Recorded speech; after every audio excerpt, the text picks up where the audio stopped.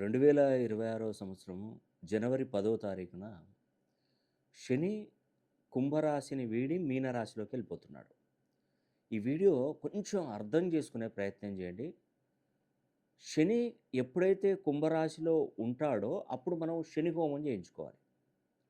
శని కుంభరాశిలో నుండి వీడిపోయి మీనరాశిలోకి వెళ్తే గేట్లు క్లోజ్ అవుతాయండి. అంటే శని మనకు అనుగ్రహం ఇవ్వడు. మరి మళ్ళీ శని ఒకవేళ దాటితే మళ్ళీ ఎప్పుడొస్తాడు? తన సొంత ఇంటికి ఎప్పుడొస్తాడు? 30 ఏళ్ళు పడుతుందండి. ఒక రాశి నుండి ఇంకొక రాశికి మారినప్పుడు 2.5 సంవత్సరాలు పడుతుంది. మనకున్నటువంటి 12 రాశులను క్యాలిక్యులేషన్ చేస్తే 30 సంవత్సరాలు పడుతుందండి.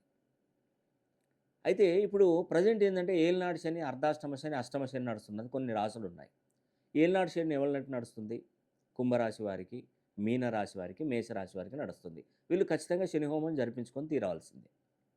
మళ్ళీ 30 సంవత్సరాల దాకా అనుగ్రహం అనేది కూడా పొందడానికి కంపల్సరీ వీళ్ళు చేయాలి. అర్ధాష్టమ శని సింహరాశి వారి, ధనుసు రాశి వారికి, అష్టమ శని మనకు సింహరాశి వారికి నడుస్తుంది.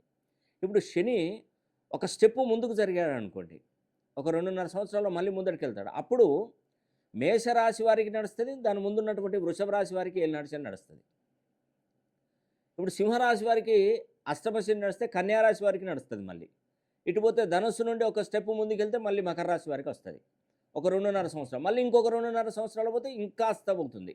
వృషభం పోయి మిథున రాశి వారికి ఏలినాడు శని స్టార్ట్ అవుతుంది. ఇక్కడ మిథున రాశి అంటే కన్యారాశి వారి నుండి మళ్ళీ తులారాశి వారికి వస్తుంది. అంటే మకర రాశి నుండి మళ్ళీ కుంభరాశికి వస్తుంది. అంటే శని ఎప్పుడు వదిలిపెట్టాడు, ఏదో క్రమంగా మనల్ని అన్ని రాశులను 12 రాశులను శని ప్రభావం చేస్తూనే ఉంటాడు. కాబట్టి ఒక్కసారి తన దగ్గర గేట్ పాస్ తీసుకుంటే 30 ఏళ్ళ దాకా అసలు మన వైపు చూడండి. శని భగవానుని ఆశీస్సులు పొందితే మనకు అన్నీ మంచి జరుగుతాయి. వ్యాపారంలో విజయం, ఆర్థిక విజయం, వివాహ విషయంలో విజయం, చదువులో విజయం, ఎలాంటి ఆటంకాలు అసలు ముఖ్యంగానైతే విదేశాలలో ఉన్నటువంటి వాళ్ళు, తెలుగు వాళ్ళందరూ కూడా ఖచ్చితంగా మీరు శని హోమం జరిపించుకోవాలి. మీ పేరు గోత్రనామాలు పంపించండి, శని హోమం జరిపిస్తాను.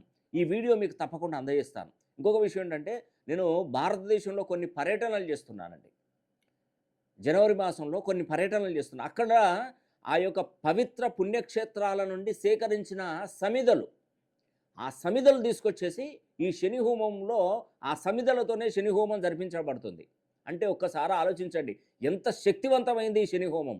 మీరు తప్పకుండా ఈ యొక్క మీ పేరు గోత్రనామాలు పంపిస్తే నల్ల నువ్వులు, తెల్ల ఆవాలు మూటలా కట్టేసి చతుర్ముఖ దిగ్బంధంతో ఒక కంకణం ఉంటుంది.